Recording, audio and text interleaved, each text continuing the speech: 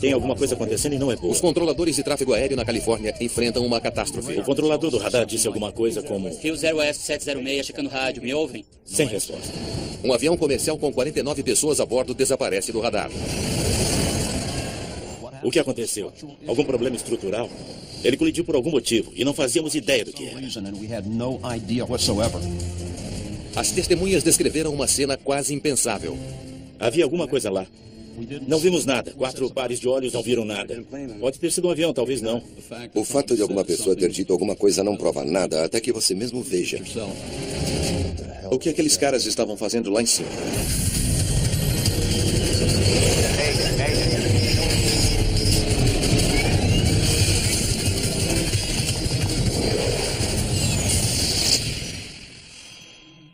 Esta é uma história real, baseada em documentos oficiais e depoimentos de testemunhas.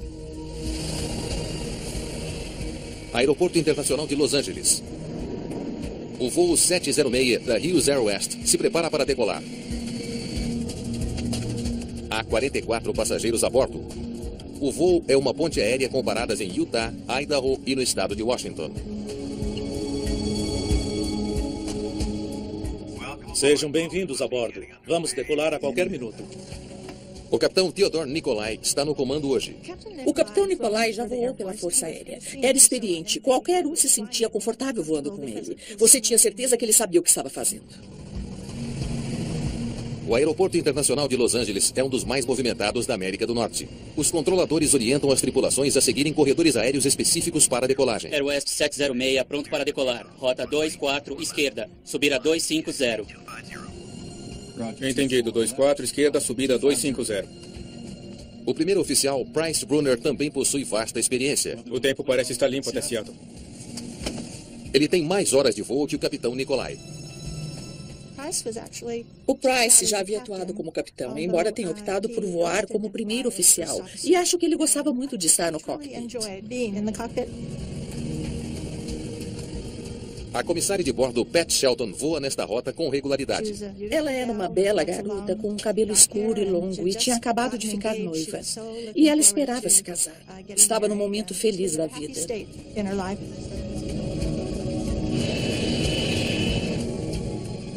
A pista está livre.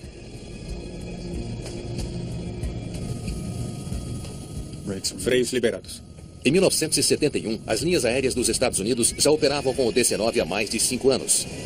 Ele possui 2 turbinas, bastante eficientes, que o tornam ideal para voos de curta ou média duração. O manete é todo seu. 80 nós. Às 6h02 da tarde, o voo da Rio Zero West parte de Los Angeles. Virar à direita, 060. Air West 706, entendido. Direita 060. A princípio, o avião segue a oeste sobre o Oceano Pacífico, antes de seguir para o norte em direção à sua primeira parada, Salt Lake City. 5 minutos depois da decolagem, o primeiro oficial Brunner contacta um outro centro de controle ao norte de Los Angeles. Centro de Los Angeles, boa noite. Air West 706 em contato. Subindo a 6.000. O Centro de Controle de Tráfego e Rotas Aéreas de Los Angeles. Air West 706, vire à esquerda, 040, até alcançar Daggett. O controlador-chefe Roger Anderson está auxiliando um operador em treinamento a ganhar agilidade. Muito bem, continue escaneando. Trata-se de uma ocasião na qual não se pode parar. E você pensa muito bem em cada decisão. É preciso tomar decisões rápidas, muitas por reação, manter um ritmo acelerado. Os controladores devem manter os aviões a uma distância segura um do outro, enquanto entram ou saem de Los Angeles. Além do avião da Air West, o controlador do radar pode estar conversando com 5 ou 6 outros jatos que estão seguindo em direção norte, além de um pequeno número de outras aeronaves que cruzam o espaço aéreo. Entendido. 040 em direção a Daggett. Os controladores monitoram o DC-9 da Rio Zero West no radar. Eles usam marcadores conhecidos como Shrimp Boats para marcar a posição de cada avião. Shrimp Boats. Isso foi antes da automação. Eram pequenos marcadores de plástico com uma ponta. Escrevíamos neles com um marcador de cera. Eles continham informações básicas como o número de chamada da aeronave, às vezes a altitude permitida, o máximo de informações que dava para escrever com lápis no marcador de plástico. O som de um transmissor de emergência alerta os controladores que um avião nesta área pode estar com problemas. Eles precisam de mais informações para entender o que está acontecendo. Frequentemente, naquela época, as pessoas acionavam esse transmissor por acidente. Raramente era uma situação real. Então, não costumávamos dar muita atenção a isso. Neste momento, olhamos para trás e o marcador do Air West 706 era o que estava faltando. O controlador do radar disse alguma coisa. Hughes Air West 706, verifique seu transponder. Contato do radar perdido. Sem resposta. Air West 706. Checando o rádio, vocês me ouvem? Sem resposta. Isso já está ficando ruim. Perdemos o alvo. E estamos sem qualquer comunicação com a aeronave.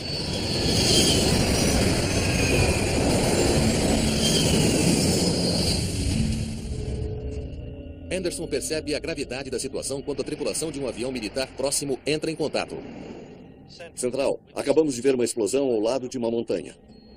Tem alguma coisa acontecendo e não é boa.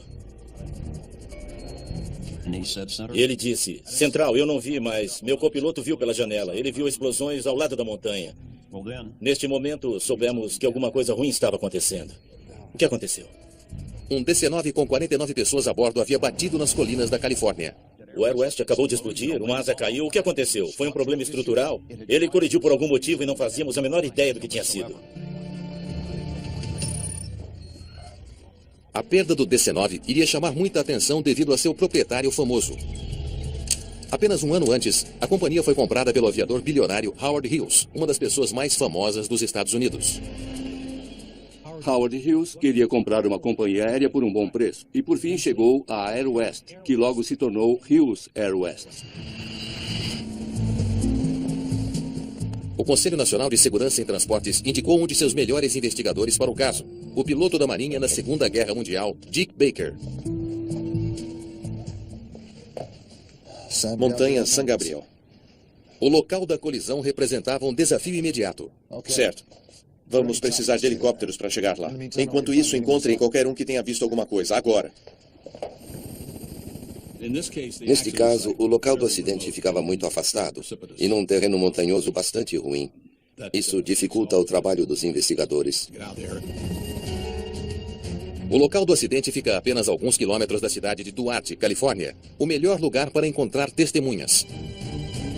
Nos momentos após a colisão, dezenas de pessoas apareceram com a mesma história. Eles viram e ouviram uma explosão.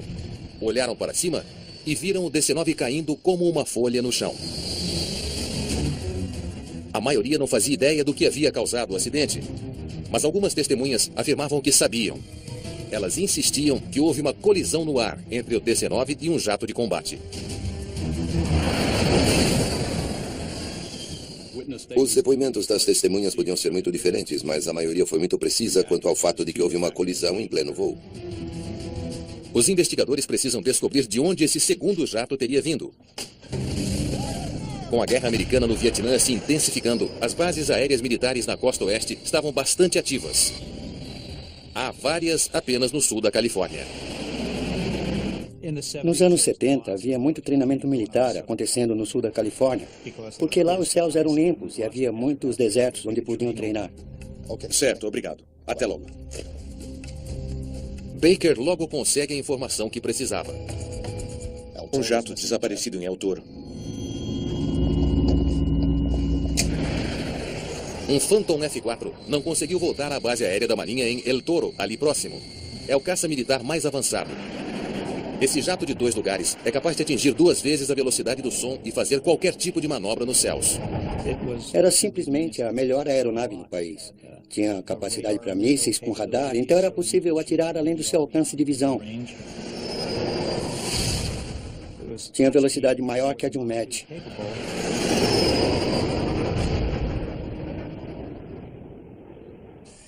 As declarações das testemunhas não deixam dúvidas. O caça desaparecido de El Toro é a aeronave que colidiu com o DC-9. Mas como 2 pilotos de caça experientes voariam em direção a um avião civil muito mais lento? O que aqueles caras estavam fazendo lá em cima?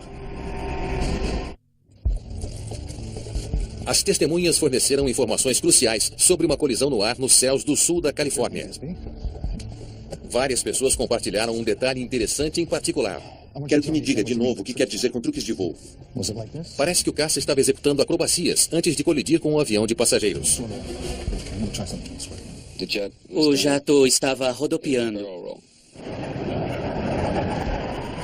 Voos assim são arriscados, não apenas para o piloto, mas também para as pessoas no chão. São estritamente regulamentados. Se ele estava fazendo acrobacias em uma área que não era designada para essas manobras, trata-se de uma violação nas instruções de operação de qualquer voo militar. Os investigadores esperavam que as gravações do radar de tráfego aéreo pudessem dizer a eles mais sobre o que os pilotos do F-4 estavam fazendo, mas os controladores de plantão naquele dia disseram que o caça não apareceu em nenhum radar. Teria alertado o Hughes se tivesse visto. E eles tinham as fitas para provar isso. Não vimos nada. 4 pares de olhos não viram nada. Não havia nenhum alvo. Não se pode fazer nada sobre aquilo que você não vê. Os investigadores chegam às identidades dos 2 tripulantes do F-4, o piloto da Marinha James Richard Phillips e o oficial de interceptação de radares Christopher Shears. Cuidado! Depois do impacto, apenas o tenente Shears conseguiu se ejetar do caça condenado. Existe um momento em que você sabe que tem que saltar do avião. Não tem mais como enrolar. Os investigadores estão ansiosos para descobrir o que Shears sabe, mas primeiro os médicos devem fazer uma avaliação nele. Acho que o outro tripulante que não sobreviveu se sentiria horrível por você ter sobrevivido. Trata-se de uma coisa que você conseguiu e o outro, sentado a apenas alguns centímetros de você, não. Na era americana no Vietnã, o envolvimento de um jato militar num desastre civil despertou a ira pública. Isso aconteceu em uma era na história americana onde os militares não eram a organização mais popular do mundo. E isso criou uma tensão maior na investigação. Os fuzileiros enviaram seu próprio representante para ajudar nas investigações. O tenente-coronel Jack Zike. Acho que vamos trabalhar juntos nisso. Ele iria trabalhar com a NTSB para descobrir como os 2 aviões colidiram. Eram bons fuzileiros. Duvido que faziam acrobacias. Bom, é o que vamos descobrir. Os destroços poderiam oferecer algumas pistas sobre o que aconteceu, mas recuperá-los de um lugar tão afastado, nas montanhas de San Gabriel, levaria tempo. O terreno áspero e a neblina densa dificultaram a remoção dos corpos e a busca por vestígios. É um terreno muito difícil, muitos arbustos, cascavéis e muitas gargantas íngremes. Esta área foi um dos terrenos mais ásperos que eu já vi e onde já estive. Os primeiros bombeiros precisaram andar por 10 quilômetros para chegar até o local. Eles disseram que apenas a seção traseira estava intacta, nenhum sinal de vida. Entre os destroços estavam os restos de 49 homens, mulheres e crianças, a mais nova de apenas 3 semanas de idade. Há uma portinhola adjacente na cabine da frente. Eu imagino que Pat Shelton deveria estar olhando através dessa abertura. Imagino se eles conseguiram ver um mísero segundo de alguma coisa. Isso tem me assombrado. Este foi o pior acidente aéreo da história da Califórnia. Numa região que fervilhava de voos militares, esse acidente assustou muito todos os que voavam. Ficamos muito preocupados com essa colisão no ar. Os investigadores precisam descobrir o que deu errado, antes que aconteça de novo.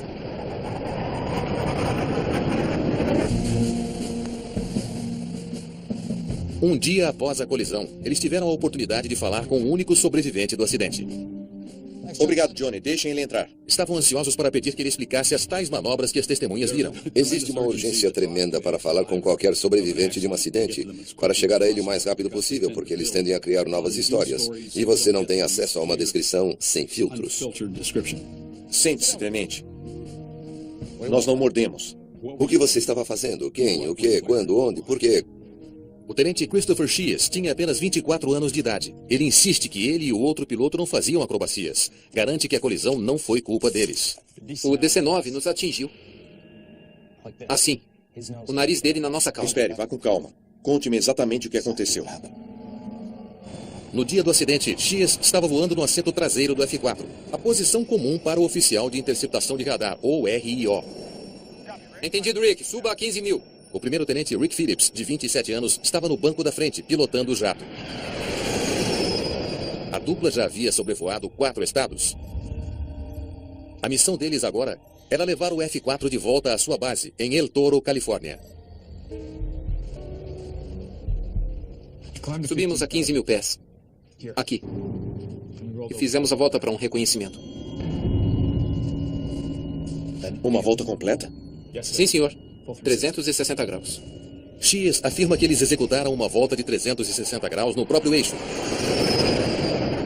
Queriam checar se havia outros aviões acima ou abaixo do jato deles. O Phantom F4 tinha uma boa visibilidade por baixo do pico e quando você quisesse olhar para qualquer lugar, só levaria um segundo para virar. Então, como naquela área você não tinha uma boa visibilidade, a visão melhoraria instantaneamente. Depois da volta, Shears usou seu radar para escanear o solo abaixo, parte de seu treinamento de combate. É um exercício excelente, tanto à noite quanto num clima como aquele, pois você podia voar e usar o radar para saber onde você estava acima do solo. Bastava só olhar para o radar fazendo o mapeamento de solo que o tripulante da frente seria o primeiro a ver, pois ele sabia que os olhos do seu colega estavam no radar ao invés de olhar se havia outra aeronave se aproximando diretamente. Cuidado, Rick! Foi quando eu vi o DC-9. Ele surgiu do nada e se esbarrou em nós. 5 segundos mais tarde, Shears se ejeta. Eu saí. O Rick não. Uma das primeiras coisas que o responsável pelo radar que sobreviveu disse foi que o DC-9 os atingiu. Assim ficava a pergunta: será que o DC-9 atingiu o F-4? Será que o F-4 atingiu o DC-9? Os investigadores sabem que o F-4 não estava equipado com uma caixa preta. Não havia registro algum do caça para ajudar a confirmar a versão de Shears. Também não havia indícios dos destroços do Phantom. O impacto em alta velocidade destruiu o pequeno jato. O engenheiro da Hughes Air West, Dave Knudsen, foi chamado para verificar a história do jovem tenente. Não é como um acidente no chão, onde geralmente fala aquele que chega ao local primeiro. Subindo a 15 mil pés. Geralmente ele é quem tem o direito, então parecia que seria uma corrida opressiva para determinar isso. Os destroços do DC-9 poderiam explicar qual piloto teve a culpa. A equipe começou a procurar um lugar onde poderíamos reconstruir o avião. Neste caso em particular, era uma fábrica onde reuniram as fibras de vidro. Por alguma razão, havia centenas de grampos. Isso pode ajudar. Além disso, havia grandes gruas que eram ideais para reconstruir um avião. Knudsen espera que juntar as partes do DC-9 o ajude a entender exatamente como os dois aviões colidiram. Sabíamos que houve uma colisão em pleno voo e o objetivo era fazer o possível para reconstruir os restos do avião para ajudar a investigação a esclarecer o que aconteceu lá. A equipe recuperou a caixa preta do DC-9, mas ela estava muito prejudicada. Vamos ver se o laboratório pode fazer alguma coisa com isso. Ela é enviada para o quartel-general do NTSB em Washington para análise. Knudsen avalia o metal retorcido atrás de arranhões e marcas na pintura. Indícios que podem revelar como os dois aviões colidiram. Mas a peça mais importante do DC-9 ainda está sumida. Eles recuperaram a seção principal, que estava num canyon, com os outros restos, mas ainda faltava a parte do bico da área do cockpit. Precisamos encontrar o resto. Em Washington, o laboratório também tem feito sucesso. O registro de voz do cockpit do DC-9 está completamente destruído, mas o registro de dados do voo sobreviveu ao acidente. O registro de dados, nesse caso, nos deu informações muito boas. Se os pilotos do DC-9 tivessem, de algum modo, voado fora do curso... Direita 060. O registro de dados do voo deve revelar esse erro. A aeronave não conseguiu manobrar muito bem. Ela estava subindo num ritmo firme. Ao invés disso, os registros mostram que eles nunca saíram da direção designada. 10 dias após o acidente, as buscas finalmente encontram o bico do DC-9, a cerca de 1 quilômetro da fuselagem. É uma descoberta crucial para Knudsen. Depois de termos começado a reconstruir o avião, surgiram algumas questões sobre o ângulo no qual os aviões iam quando colidiram. Assim, uma das minhas tarefas como engenheiro era juntar as várias peças do avião e determinar qual era o ângulo de ataque, por assim dizer. Bingo. Só há um meio de explicar o tamanho e o ângulo do corte feito no cockpit. Parece que o estabilizador cortou o avião em dois. Assim que o avião ficou pronto, era só se afastar um pouco que você via onde o estabilizador vertical do caça foi parar, embaixo do assento do piloto, e dividiu o bico. Então se colidiram assim. O F-4 conseguiu penetrar no DC-9 pelo lado esquerdo, a alguns centímetros do bico. Então, francamente, o F-4 bateu no DC-9 mais do que o DC-9 atingiu o F-4. Agora sabemos quem bateu em quem. As marcas indicam que o F-4 tentou evitar o DC-9. Cuidado, Rick! No último segundo. O bico do avião foi cortado.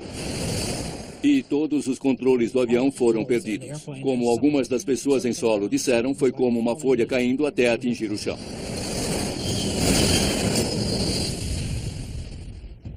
Os investigadores estão convencidos. O Tenente X está errado sobre quem atingiu quem. E o mais estranho é que essa não é a única parte de sua história que não bate. Ele disse que atingiram 15 mil pés aqui. As testemunhas dizem que viram um rodopio aqui. As testemunhas contradizem a versão de X sobre onde o F-4 estava quando ele rodopiou. O investigador tem uma aproximação clínica com aquilo que ele investiga. O fato de alguém dizer alguma coisa não prova nada, até que você mesmo prove. Ele não pode estar em dois lugares ao mesmo tempo. Algumas testemunhas insistem que um F-4 da Marinha fazia acrobacias antes de colidir com o DC-9 da Hughes Air West.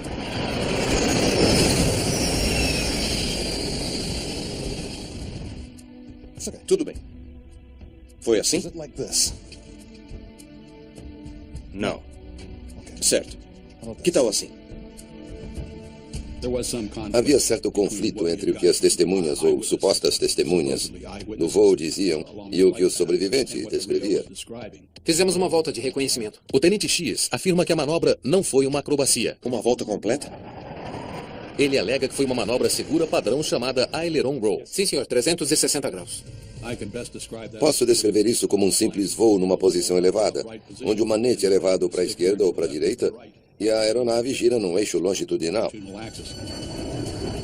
Durante um Aileron Roll, o jato voa em linha reta, numa velocidade constante. Mas numa sequência de barreiras, algumas voltas são adicionadas. Assim, o jato cobre uma área menor no mesmo período de tempo. Os investigadores devem conseguir provar qual manobra foi essa, reconstruindo a rota de voo do F-4. Na verdade, fizemos a rota do voo e conseguimos duplicar o progresso da aeronave ao longo desta rota. A lembrança que o Tenente X tem do voo... E o X diz que estavam aqui 2 minutos antes da colisão. É combinada com as alegações das testemunhas. Uma testemunha que olhou para o relógio disse que viu o avião aqui, 1 minuto antes do acidente. Parece muito óbvio para mim. Do chão teria sido fácil confundir uma manobra com a outra. Não havia indícios de que ele era o que se pode chamar de irresponsável ou indisciplinado em suas atividades. Tenho certeza de que estavam mais interessados em chegar em casa do que em, cara, tem um avião e 1 hora para enrolar, então olha só isto. Ou alguma coisa dessa natureza. Mas uma coisa ainda não bate. O F-4 é uma aeronave extremamente ligeira, podendo fazer uma curva fechada muito melhor do que qualquer avião comercial. A velocidade mínima do F-4 naquela região era de pelo menos 300 nós. Isso que deixaria apto a, no mínimo, fazer uma volta inicial de 5G se outro avião aparecesse na sua frente. Se o F-4 não fazia acrobacias, por que ele não conseguiu evitar o DC-9 muito maior e mais lento em seu caminho? Os investigadores estudam o básico, o clima. Era o que eu poderia classificar como um dia típico no sul da Califórnia. Não havia obstruções à visibilidade. Deixamos passar alguma coisa. Precisamos do Chase de novo. Não acredito que as descrições iniciais do piloto quanto à rota de voo e o que havia acontecido estivessem erradas devido a uma ação deliberada por parte dele. Acho que ele estava em estado de choque por conta do que havia passado. Muito bem, tenente. Vamos voltar para o princípio. O que fez antes do voo? Antes do voo, estávamos na base de Fallon, preparando o F-4. Na tarde de 6 de junho, o jovem oficial está a 600 quilômetros de Los Angeles, em uma base aérea em Nevada. O Phantom F-4 dele faz parte de um grupo de caças que treinava interceptações aéreas no oeste dos Estados Unidos. Eles se deslocavam da estação aeronaval de Fallon até Nevada, de volta à base da Marinha de El Toro, no sul de Los Angeles, relativamente próximo ao aeroporto. Era só resolver um problema no oxigênio e estaríamos prontos para ir. Problema no oxigênio? Os investigadores descobriram que o sistema de oxigênio para altitudes elevadas estava com problemas. Então não tem como consertar na base? Os mecânicos de Nevada não conseguiram consertar. Tenente Chia, senhor. Sim, senhor. Pode deixar. Ainda querem que a gente volte para El Toro. Para evitar usar o sistema de oxigênio defeituoso, mantenha um ritmo sutil e lento. Eles foram orientados a voar numa baixa altitude. E foi o que fizemos. Às 5h15 da tarde, o F-4 decola. O piloto Rick Phillips voa mais baixo que de costume. Se não fosse pelo problema no oxigênio, ele poderia ter voado bem mais alto, bem longe dos aviões comerciais que deixavam Los Angeles. Por volta das 6 da tarde, o piloto precisa subir para evitar as montanhas à sua frente e ficar acima de uma camada de neblina. Entendido, Rick. Suba a 15 mil. A tripulação do F-4 subiu de, creio eu, cerca de 1.500 para 15 mil pés. É possível subir de 10 para 15 mil pés em 1 minuto facilmente em um Phantom. Baker se pergunta se esse rápido aumento de altitude pode ter provocado uma condição perigosa conhecida como hipoxia. A hipoxia diminui a sua acuidade visual. É uma privação de oxigênio no cérebro. Diminui seus reflexos e isso não é bom numa aeronave tática de alta velocidade. Os investigadores da Marinha... Esse sistema é para as máscaras. ...estão familiarizados com o design do F-4. Este aqui é para a pressão na cabine. Eles sabem que o problema com o sistema de oxigênio só poderia ter afetado as máscaras. E elas só são necessárias em altitudes bem elevadas. A 15 mil pés deveria haver muito oxigênio no cockpit. O sistema de pressurização da aeronave teria suportado bem a altitude da cabine abaixo dos 10 mil pés. Assim, não havia necessidade de oxigênio do ponto da fisiologia. A tripulação não estava com hipoxia de maneira nenhuma. A causa da colisão permanece um mistério. Existe um conceito básico em aviação chamado ver e evitar. É dever de todo piloto tomar cuidado com outros aviões. Os investigadores se perguntam por que os pilotos do DC-9 não tomaram nenhuma iniciativa para evitar o desastre. Nada aqui. Encontrou alguma coisa? Os investigadores descobriram que pilotos comerciais não passam por tanto treinamento quanto seus colegas militares, quando o assunto é escaneamento visual. Ligue o piloto automático. Não houve treinamento formal na Air West no tocante ao ver e evitar. A tripulação pode ter tido um treinamento residual em experiências militares passadas. Mas a Hughes Air West não tinha um programa específico. Pena que vai perder o jogo dos Dodgers hoje. Neste ano, eles vão para as finais de qualquer jeito. Não se os Giants continuarem assim. Não acho que a média das tripulações das linhas aéreas saiba da importância que o escaneamento externo tinha ou deveria ter. Estudos mostravam que os pilotos gastavam menos 50% do tempo olhando para fora, e às vezes menos de 20%. Os investigadores concluíram que os pilotos da Hughes Air West podem não ter tido treinamento suficiente para escanear apropriadamente. E foi por isso que falharam ao avistar o F-4. Nem todos estão convencidos. Muitos de seus colegas se recordam do capitão Nicolai como um piloto excepcionalmente vigilante. O capitão Nicolai era aquele tipo de piloto que acho que tinha um instinto para voar. Numa certa ocasião, quase tivemos um erro e o avião quase mergulhou. E me recordo dele explicando para o primeiro oficial como era importante manter os olhos lá fora. Isso porque qualquer coisa poderia acontecer. Se o capitão Nicolai estava de olho nos aviões em seu caminho, por que ele não viu o F-4 se aproximando? O F-4 está se aproximando a 420 nós do norte, em direção a leste. O DC-9 vem vindo a 320 nós do sudoeste. Certo, 040 direto para Daggett. Qual a razão de aproximação? Eu consegui calcular. A velocidade de aproximação desses dois aviões era de cerca de 1000 pés por segundo. Se você parar para pensar, uma boa comparação seria a velocidade de uma arma calibre .45. Nos segundos antes da colisão, o operador do radar X está com a cabeça baixa, observando a área de alcance. O piloto Phillips provavelmente está checando os instrumentos. Aos 15 segundos, o F4 tem 1/10 de polegada na janela. Pequeno. Aos 10 segundos, 3/10 de polegada. Ainda pequeno. Mas talvez agora ele possa ver. 5 segundos. E a janela está fechada. Além da rápida velocidade de aproximação, a cor do caça também pode ter representado um fator. Teria sido muito difícil, no contexto do acidente, para os pilotos do avião avistarem o F4 porque ele estava pintado com o cinza azulado da Marinha. E seria muito difícil de distinguir o que de fato era o objeto.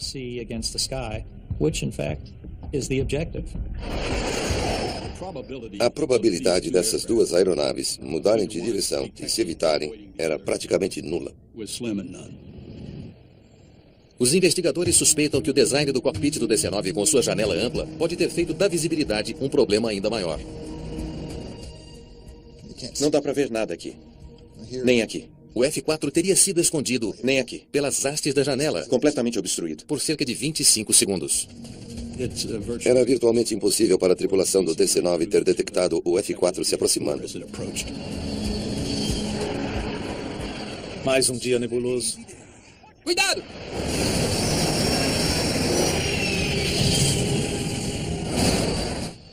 Nenhum dos pilotos naquele dia teve tempo suficiente para ver o outro avião na mesma rota. Mas os controladores de tráfego aéreo deveriam garantir que os aviões voariam a uma distância segura um do outro e prevenir colisões no céu. Rio Zero West 706 checando rádio, me ouvem? Mas eles também não viram o F4. Por que o F4, a aeronave da Marinha, não apareceu no radar? O fato de que o DC-9 estava sob o controle do radar naquele momento levantou muitas questões sobre o porquê não foi dado um aviso ou um alerta de tráfego ao DC-9, que era a principal responsabilidade dos controladores de tráfego aéreo. Muitos novatos lá. Os investigadores se perguntam se a inexperiência dos controladores trainees teria influenciado alguma coisa. Um novato treinando numa unidade de controle de tráfego aéreo precisa lidar com tráfego de verdade. Hoje existem muitos equipamentos de simulação disponíveis para treinamento, mas naquela época não tínhamos nada. Mas quando estudaram os relatórios da equipe e os transcritos, tudo foi checado. Descobriram que os trainees eram bem qualificados e estavam bem supervisionados. Quanto aos trainees, pode-se dizer, bom, eles eram trainees, o que eles sabem? Provavelmente não estavam prestando atenção. Errado. Os trainees estavam prestando muito mais atenção que um controlador experiente, que tende a assumir uma postura negligente por estar acostumado com essa rotina. Parece não haver como explicar por que o sistema de radar em Palmdale não detectou o F4. Logo, os investigadores descobriram alguns detalhes chaves sobre o equipamento instalado lá. O sistema pode não ter sido confiável o suficiente para rastrear com precisão um caça voando naquela velocidade. Não era nada além da tecnologia da Segunda Guerra Mundial. E a temperatura gerada por esse equipamento teria feito com que ele se alterasse drasticamente. E às vezes o ponto alto da performance dele ficava tão alterado que nem podíamos vê-lo. Os investigadores precisam saber exatamente o que o radar de Palmdale pode ou não ver. Os investigadores fazem um teste no radar. Um F4 faz a mesma rota que Shields e Phillips fizeram, para ver se ele pode ser captado pelo radar em Palmdale. Havia alguma coisa aí. O F4 está indo a quase 800 km por hora. O F4 dá 6 voltas. O controlador mal pode rastrear o caça veloz e furtivo. Pode ter sido um avião. Ou talvez não. Poderia ser uma interferência que aparecia com frequência no radar, algum ruído, quem sabe o que. O único bip não significa absolutamente nada. Precisamos ter um histórico de bips para saber que se trata de tráfego. Eles concluem que teria sido quase impossível detectar o F4 da Marinha quando ele cruzou o céu. Ele está sozinho. E ninguém sabe que ele está lá. Para piorar as coisas, em 1971, os pilotos militares não eram muito bem informados das rotas de tráfego aéreo civil. Os pilotos militares não eram familiarizados com o que os pilotos civis estavam fazendo, não apenas na região de Los Angeles, mas em outras áreas movimentadas também. O avião militar não tinha a obrigação de checar nada com o controle de tráfego aéreo civil. São as rotas que entram e saem de Los Angeles. Os corredores aéreos ao redor do aeroporto de Los Angeles são como os raios de uma roda que se estendem por quilômetros. O voo 706 seguia um desses corredores pré-estabelecidos. Seus homens estavam atravessando uma das rotas mais movimentadas do país. Presumo que eles sabiam o que havia lá. Devemos ficar longe do tráfego se estivermos a leste de Los Angeles. Shears diz aos investigadores que esperavam evitar o tráfego aéreo comercial passando por fora da cidade. Mas ao invés disso, foram parar em uma das linhas mais movimentadas do aeroporto. Os mapas na área do terminal deveriam mostrar as decolagens. Mas o militar não dispunha disso, pois não operava fora do Aeroporto Internacional de Los Angeles. A questão que eu tenho em mente é: por que a tripulação do F-4 não conversou com um controlador de tráfego aéreo que pudesse avisar a eles onde eles estavam e o que estavam fazendo? Os investigadores chegaram a uma conclusão alarmante. Os transportes aéreos nos Estados Unidos têm uma falha perigosa. Os sistemas militar e civil não se comunicam. Poderíamos ter feito alguma coisa diferente? Não. Com certeza não. Foi uma coisa que simplesmente aconteceu. Não poderíamos mudar. Não nós. A investigação exaustiva originou 2 relatórios separados. Um civil e um militar. Cada detalhe desse acidente fatal foi coberto. Como 2 aviadores da Marinha se atrapalharam com um vazamento de oxigênio? Então não dá para consertar isso na base? Como eles decolaram sem comunicar os controladores de tráfego aéreo civis e voaram baixo sobre o deserto da Califórnia? Tinha alguma coisa aí? Como os controladores não conseguiram rastrear o jato supersônico? E por que a tripulação de um DC-9 com 44 passageiros a bordo não os viu se aproximando? Mais um dia nebuloso. Os relatórios levaram a mudanças importantes nas regras que regiam a aviação. Os pilotos militares costumavam voar segundo as regras visuais de voo, que abrangem menos exigências quanto a reportar posição e esse tipo de coisa. Assim como resultado deste acidente, todos tiveram que ficar sob o controle do radar. E isso significa ser controlado por operadores de radar em solo. Os pilotos militares agora são alertados quanto às zonas de tráfego aéreo restritas próximas a aeroportos comerciais. O tamanho e a forma dessas zonas também mudaram. Havia uma revisão contínua em relação aos espaços aéreos restritos naquilo que chamamos de bolo de casamento de cabeça para baixo. Nada mais de raios de uma roda. O espaço aéreo restrito em aeroportos movimentados agora envolve o terminal por completo. A Hughes Air West foi vendida em 1980 e, por fim, transformada na Northwest Airlines. Mas o legado do pior acidente da companhia permanece. Cuidado!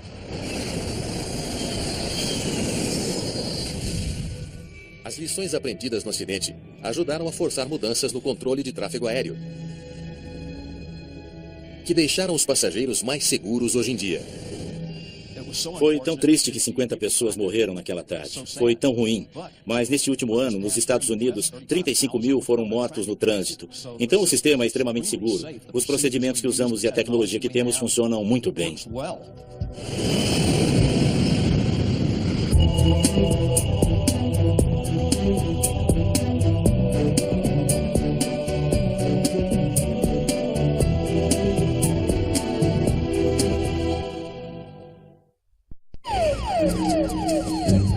Tem alguma coisa acontecendo e não é boa. Os controladores de tráfego aéreo na Califórnia enfrentam uma catástrofe. O controlador do radar disse alguma coisa como... Hughes Air West 706, checando rádio. Me ouvem? Sem resposta. Um avião comercial com 49 pessoas a bordo desaparece do radar. O que aconteceu? Algum problema estrutural? Ele colidiu por algum motivo e não fazíamos ideia do que era. As testemunhas descreveram uma cena quase impensável. Havia alguma coisa lá. Não vimos nada. 4 pares de olhos não viram nada. Pode ter sido um avião, talvez não. O fato de alguma pessoa ter dito alguma coisa não prova nada, até que você mesmo veja. O que aqueles caras estavam fazendo lá em cima?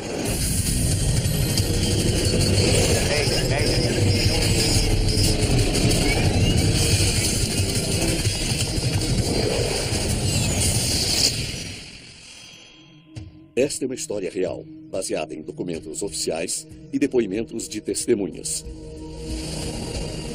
Que cruzam espaço aéreo. Entendido. 040 em direção a Daggett. Os controladores monitoram o DC-9 da Hughes Air West no radar.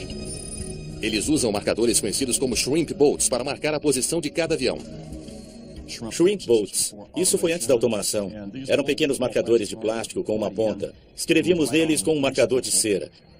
Eles continham informações básicas como o número de chamada da aeronave, às vezes a altitude permitida, o máximo de informações que dava para escrever com lápis no marcador de plástico. O som de um transmissor de emergência alerta os controladores que um avião nesta área pode estar com problemas. Eles precisam de mais informações para entender o que está acontecendo. Frequentemente, naquela época, as pessoas acionavam esse transmissor por acidente. Raramente era uma situação real. Então, não costumávamos dar muita atenção a isso. Neste momento, olhamos para trás e o marcador do Air West 706 era o que estava faltando. O controlador do radar disse alguma coisa. Houston 060. Air West 706 entendido. Direita 060. A princípio, o avião segue a oeste sobre o Oceano Pacífico, antes de seguir para o norte em direção à sua primeira parada, Salt Lake City. 5 minutos depois da decolagem, o primeiro oficial Brunner contacta um outro centro de controle ao norte de Los Angeles. Centro de Los Angeles, boa noite. Air West 706 em contato. Subindo a 6.000. O Centro de Controle de Tráfego e Rotas Aéreas de Los Angeles. Air West 706, vire à esquerda, 040, até alcançar Daggett. O controlador-chefe Roger Anderson está auxiliando um operador em treinamento a ganhar agilidade. Muito bem, continue escaneando. Trata-se de uma ocasião na qual não se pode parar. E você pensa muito bem em cada decisão. É preciso tomar decisões rápidas, muitas por reação, manter um ritmo acelerado. Os controladores devem manter os aviões a uma distância segura um do outro, enquanto entram ou saem de Los Angeles. Além do avião da Air West, o controlador do radar pode estar conversando com 5 ou 6 outros jatos que estão seguindo em direção norte, além de um pequeno número de outras aeronaves. Nikolai. O Price já havia atuado como capitão, embora tenha optado por voar como primeiro oficial. E acho que ele gostava muito de estar no cockpit. A comissária de bordo, Pat Shelton, voa nesta rota com regularidade. Ela era uma bela garota com um cabelo escuro e longo e tinha acabado de ficar noiva. E ela esperava se casar. Estava num momento feliz da vida.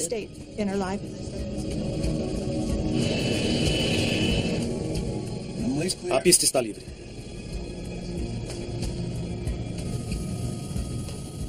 Freios liberados. Em 1971, as linhas aéreas dos Estados Unidos já operavam com o DC-9 há mais de 5 anos. Ele possui 2 turbinas, bastante eficientes, que o tornam ideal para voos de curta ou média duração. O manete é todo seu. 80 nós. Às 6h02 da tarde, o voo da Hughes Air West parte de Los Angeles. Virar à direita. Aeroporto Internacional de Los Angeles. O voo 706 da Hughes Air West se prepara para decolar. Há 44 passageiros a bordo. O voo é uma ponte aérea com paradas em Utah, Idaho e no estado de Washington. Sejam bem-vindos a bordo. Vamos decolar a qualquer minuto. O capitão Theodore Nikolai está no comando hoje. O capitão Nikolai já voou pela Força Aérea. Era experiente. Qualquer um se sentia confortável voando com ele. Você tinha certeza que ele sabia o que estava fazendo. O Aeroporto Internacional de Los Angeles é um dos mais movimentados da América do Norte. Os controladores orientam as tripulações a seguirem corredores aéreos específicos para a decolagem. Air West 706, pronto para decolar. Rota 24, esquerda. Subir a 250. Entendido. 24, esquerda, subida 250. O primeiro oficial, Price Brunner, também possui vasta experiência. O tempo parece estar limpo até Seattle. Ele tem mais horas de voo que o capitão